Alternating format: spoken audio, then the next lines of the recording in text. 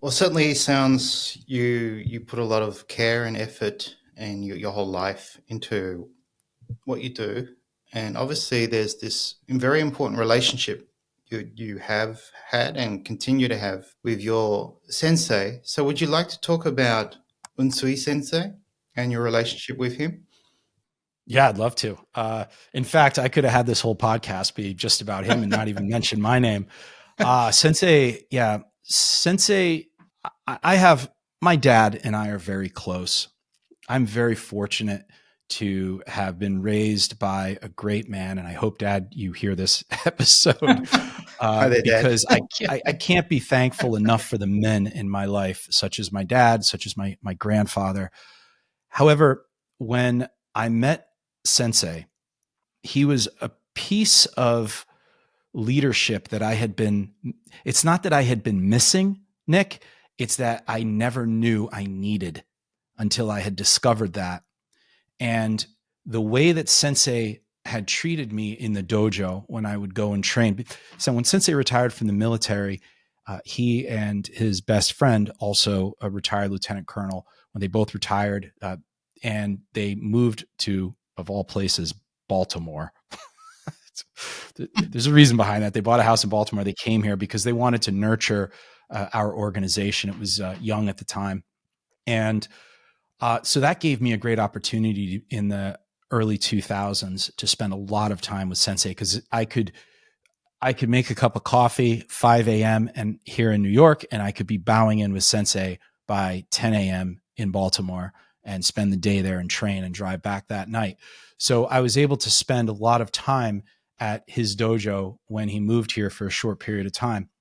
When I experienced that, I really knew that I was fortunate because seldom in someone's life do they encounter a moment where they know they're in the right place at the right time with the right person. And when they realize this, they acknowledge there's a certain gift here that is somewhat beyond definition.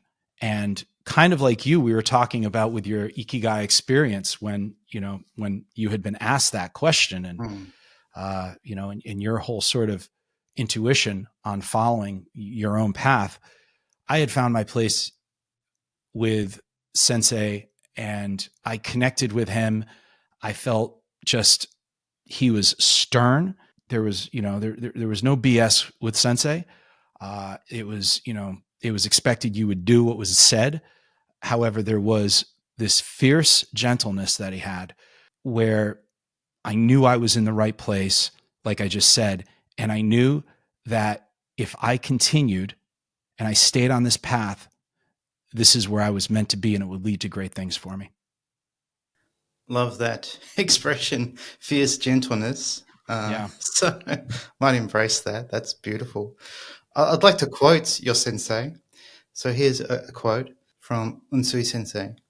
For myself, when a person's time to die comes, being able to say, I'm satisfied, thank you everyone, is the highest attainment of one's life.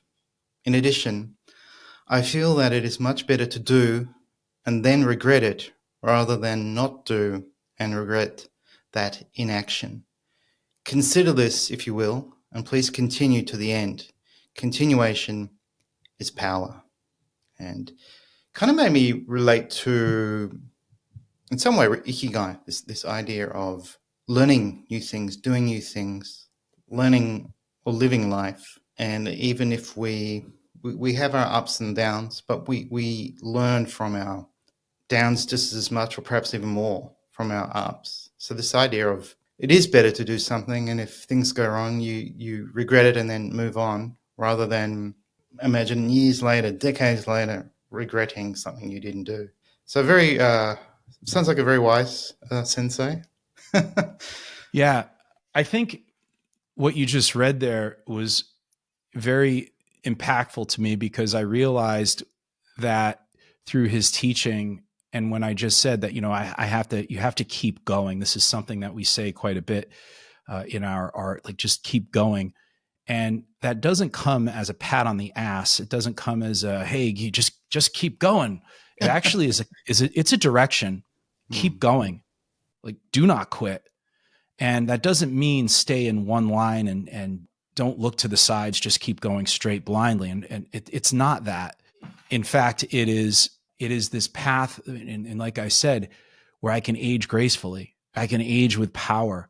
Mm. Uh, and when I mean age, I don't just mean physically, but I mean I can mature and I can continue to grow. Even into my 90s, I will still be expanding in this in this way, through Sensei's teaching. And I'm really fortunate for that. This is it. It is a real gift, and I feel that anybody who finds their way, their ikigai. This is, for me, this is it. My dojo, as you know, is my ibasho. And there's so much to unpack about this that's so beautiful.